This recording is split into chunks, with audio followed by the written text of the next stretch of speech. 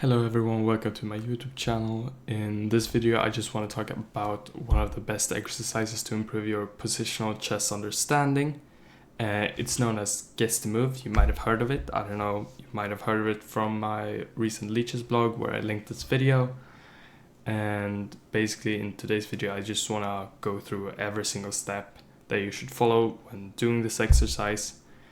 It's basically just guessing the move in a game, hence the name. So yeah, let's get into it. So the first question might be, okay, which games are we going to guess the moves in? Well, I think the easiest way is to just choose one player and then stick to that player's game and just look at whatever games he or she has won and guess from their standpoint. And I would actually recommend you start off with a player that kind of fits your playing style. If you already kind of know what your playing style is, then you can choose a player that you feel like fits you, whether that is Magnus or some other top GM. But if you have absolutely no clue, I could recommend taking a look at this website, which is basically the chess personality test. I think it used to be a bit better back in the day, but after Chess.com bought it, they made it more of like entertainment, but it still kind of works. So it's a way to find out which player you resemble the most. So I'm just going to answer these and see what player I get.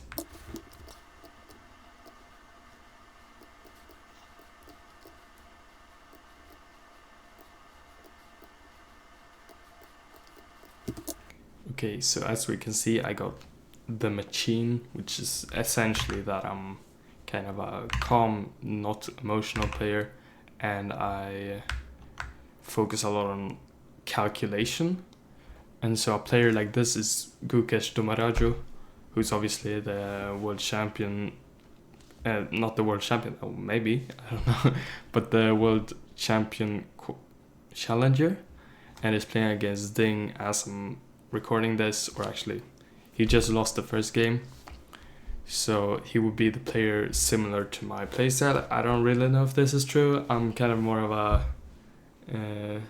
maybe a bit more intuitive, but yeah, and I play a bit quicker, but sure, let's say. So now what I'm going to do is that I'll go into a database with all of his games. You can find this on, let's say, chess results. No, not chess results, chessgames.com or some other place, like Chessbase is great, of course. And then what I'm going to do is that I'm just going to filter all the games that he has won, and I'm going to look at them all from his perspective.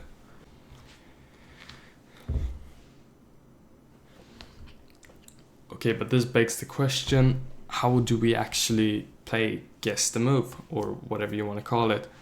And basically, first we're gonna take one of the winning games, as I mentioned, but the first step, if we take an example here, let's take this game where Gukesh was white and Ding was black. Now, I said I was going to take Gukesh, but now Ding won, so I'm actually going to look at this from the black side of things.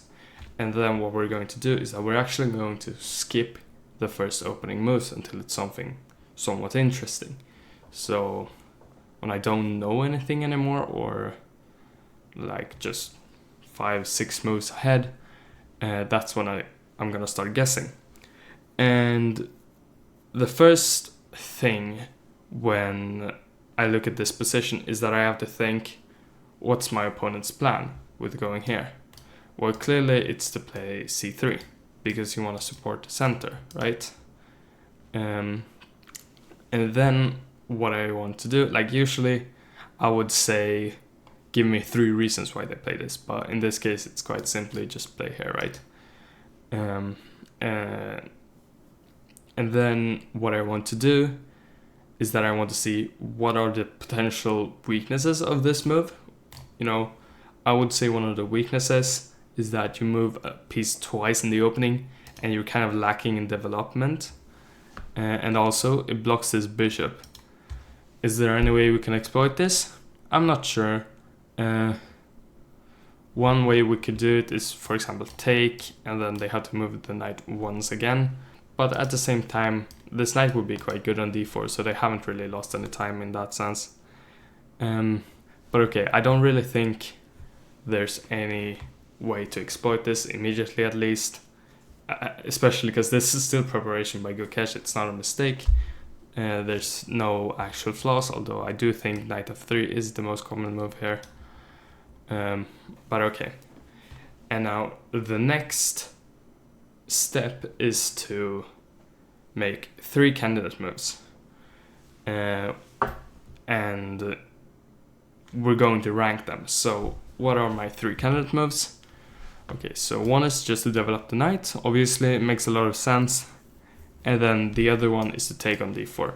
Because as I mentioned earlier, white's plan was to go c3 to recapture here on d4. And if I take immediately, there is no c3, c takes d4. However, what do I really achieve from this? I'm not sure.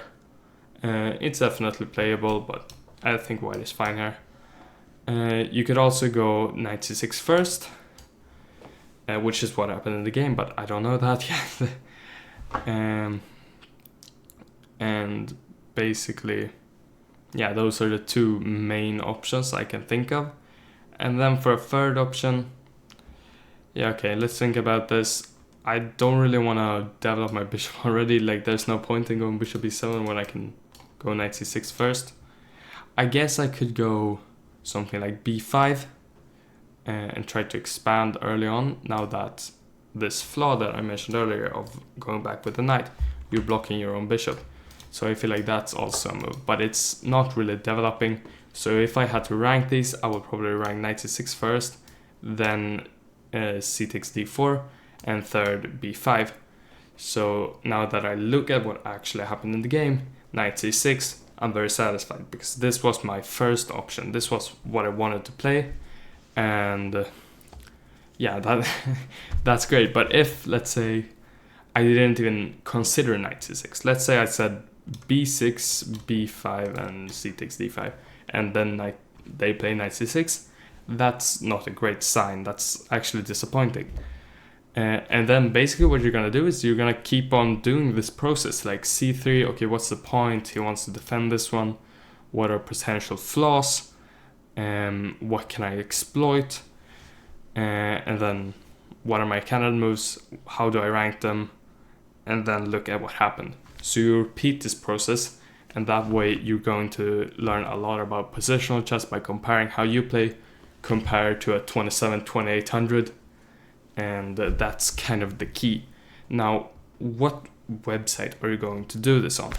There's actually a couple of options. You could do it just on Lichess like this. It actually works quite well. You could do it on something like, let's take a look. Let's say chessgames.com, and here you can basically just look at the games. The problem is I hate the interface. It's very old, but at least, you know, I can search for certain games. For example, the game of the day, here we had Ding Liren versus Jan Nepomniachtchi, and I can also search for whatever player like that resemble me, like Gukesh. And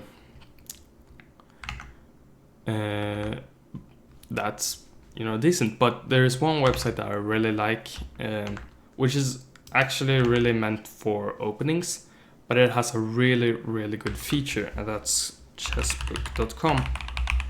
Oops, I can't spell. And if we take a look at this, yeah, it's loading, but there's this thing called play through a model game. And if I press this, we have this screen where I'm basically black in what seems like a random game between 2 random players. But this is actually based on the opening that I play as black and my preparation that I had put into this website. And this was apparently the Scotch, so it would be something along these lines. Let's see if I remember this. I actually haven't studied the Scotch at all. The Scotch Gambit, it seems. I think my preparation in this was d5.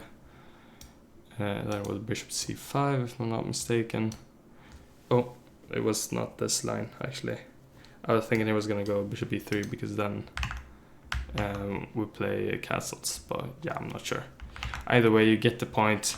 And also, it's not necessarily based on what the opponent played, but what your player played, but rather the engine's recommendation. Because if, let's say, you're playing guess the move and you guessed a good move, but the player played a horrible move, I mean, should you really be disappointed? Maybe you should be happy that you actually didn't make the same mistake as this 2700. So that's nice in a way. The only thing I actually pretty dislike is this. You can't see my cursor right now, but on the right, kind of like right here, there's this graph of the evaluation.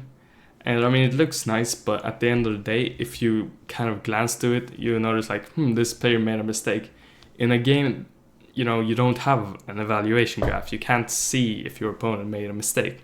And you have to make this kind of experience as realistic as possible. So I would just recommend to kind of avoid looking at that and only look at the board. And sure, if you're not able to find a move at all, let's say it's a very static position and there's a lot of good moves, you can always just press this, give me a hint, and then it's gonna choose you what piece to move. And you can guess, okay, this is bishop b7, of course, etc.